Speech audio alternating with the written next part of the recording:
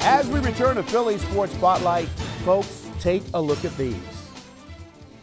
The Eagles' 1980 NFC Championship ring in the middle, sandwiched by two USFL Championship rings, one from the Philadelphia Stars, the other from the Baltimore Stars, and these three rings belonging to former Eagles tight end Ken Dunek. And Kenny, I got to tell you, a very unique situation. Not only do you get a chance to play for two professional sports leagues, but dude, you got to walk away with some bling. Yeah, I'll say for a mediocre career, I sure did get a lot of jewelry out of it, so that's one good thing anyway. But you know what? This is 2000. Next year, we celebrate the 30th anniversary of when the USFL first started. And, 3 years it lasted, but, some of those teams had success, and one of those teams was the team you played for. Absolutely, Phil, with one exception, which is the old Cleveland Browns of the AAFL. The Philadelphia Stars have maintained the best three-year record in the history of pro football at 48-13-1, and also still have maintained the best record for most wins in a season with 19. So we're awfully proud of that.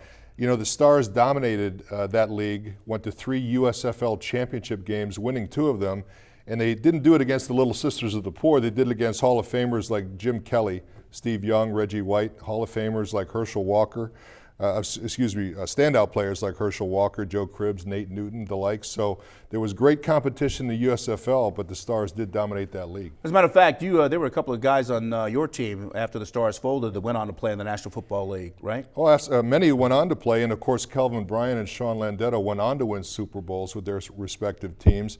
Of course, Sam Mills has maintained, in my mind, the level of being the best hitter, the most ferocious hitter that I've ever seen. Of course, John Bunning, my old Eagles teammate, was a Stars linebacker, along with Scott Fitzke, the wide receiver.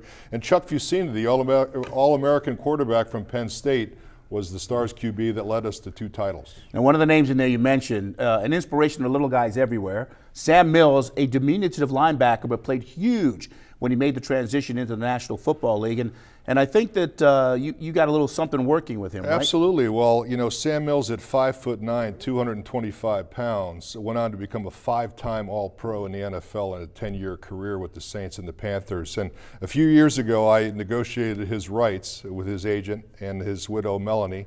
And Tim Chambers has written a great screenplay called Field Mouse, which chronicles Sam Mills and his incredible career in his life. And we're now pitching that to studios, and hopefully we'll have a feature film here within a year or 2. Yeah, that one. Also, you're also doing one on the Stars, correct? We're doing a sports documentary on the team that time forgot, the Philadelphia Stars. Of course, we've talked about the best record in the best 3-year record in the history of pro football, and we're looking for that to be a sports doc along the lines of a 30 for 30 coming up here, I would say, within the next 6 months or so. By the way, folks, just so you know, throughout the football season, Kenny's going to return and kind of analyze what's going on with the Philadelphia Eagles. But when you're not here, what is it that you're going to be doing? Well, I'm the publisher of Jersey Man magazine, and this month we have Sal Paolantonio on the cover, and we're chronicling a lot of local stories. A lot of it has to do with sports. Of course, we've had Merrill Reese and Tom McCarthy and a lot of great, Phil Andrews is not out of the question for a Jersey Man cover, so stay tuned. No, please, talk to my agent, No, and it's funny, the latest issue with